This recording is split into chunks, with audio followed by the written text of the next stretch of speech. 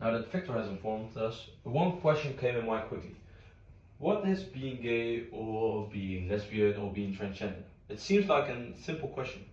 Um, Make people say it's a social thing, so it is laid down by the government. It's teach at school. It's just propaganda. And maybe some classmates also think that. You can raise your hand if you like, if you think that. Um, okay, I completely disagree with you. So let's look at science.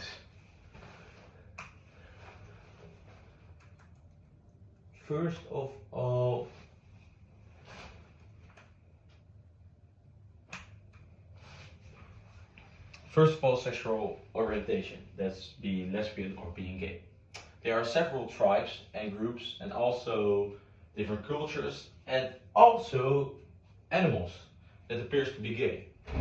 And that debunked the argument of it is being a social thing, and it also debunked the argument it's being taught at school, because from my reasoning, most animals don't go to school.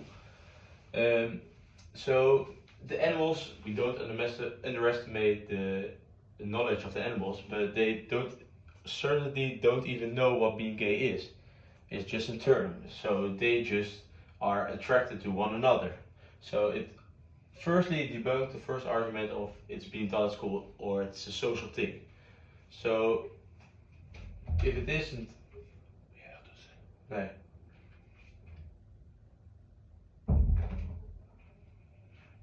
If it isn't a social thing, it must be a biological thing. And that's true. Being gay or being lesbian is a biological thing. And that's where the epigenetics came in.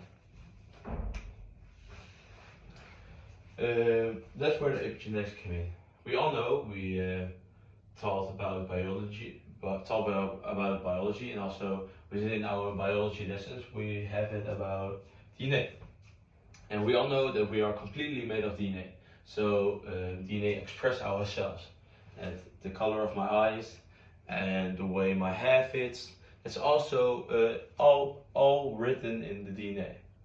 So how is it possible that because we know we give our DNA to our children and we have our DNA because of our parents, how is it possible that straight parents can get a gay child?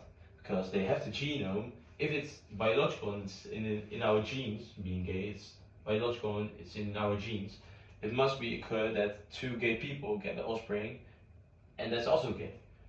But that isn't true, because gay people can get offspring at all. So it will be evolutionary beneficial for being gay.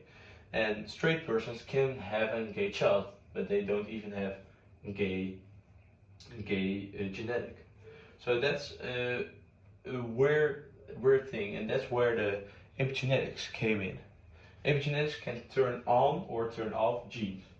For example, when we have a twin and one egg twin, they have the same DNA, but they appears to be different. So it can be because a social thing. I can color my hair to blue and I will look completely different from my twin, but also can be because of the epigenetics, and that's mostly seen within the character of the persons, because they have the same genes, but they don't even appears to be the same. They have different personalities, and that's because of the epigenetics. They can turn on or turn off genes, and that also occur while being gay or being lesbian.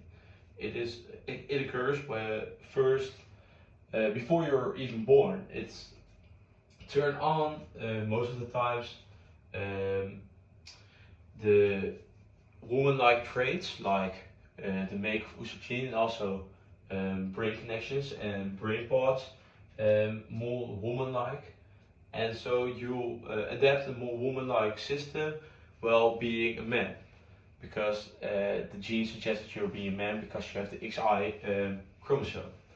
And because of all those, we have to be aware that it's not one single gene. There are multiple genes that are turned on more woman-like. So that makes the condition.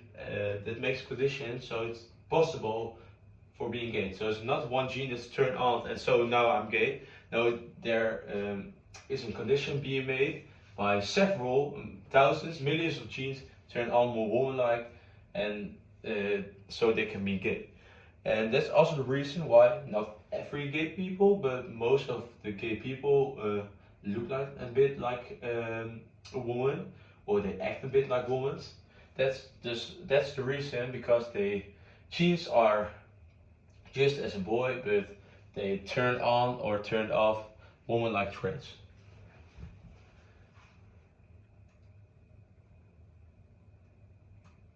Then we have transgender or bisexual. And I want to dive in with transgender because I know a lot of persons acknowledge the fact that being gay or being lesbian is a thing, that they don't choose to be gay or be lesbian, it's just a fact. But there are less people that suggest that being transgender is a thing, or because some people say they're psychopaths, for example.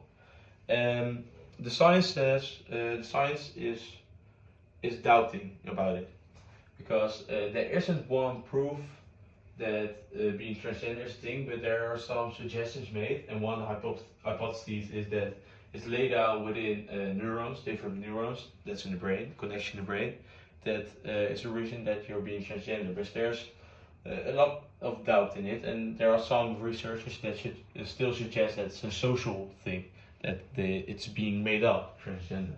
So there are a lot of question marks there within transgender. And that's the reason why I want to ask you guys a question and want to know what you guys think, and that's about who defines who you are. Is it yourself, or is it the biological truth? Is it the doctor that can say, you have woman-like traits, your epigenetics suggests you're gay, so you must be gay? Or is it that I'm with no woman, for example, no woman-like traits and no epigenetics that suggest that I'm being gay, can tell, I feel myself gay. And for transgender, the same. Is there one biological fact, or are there multiple truths, so that I can say by my own that I'm feeling one way or another?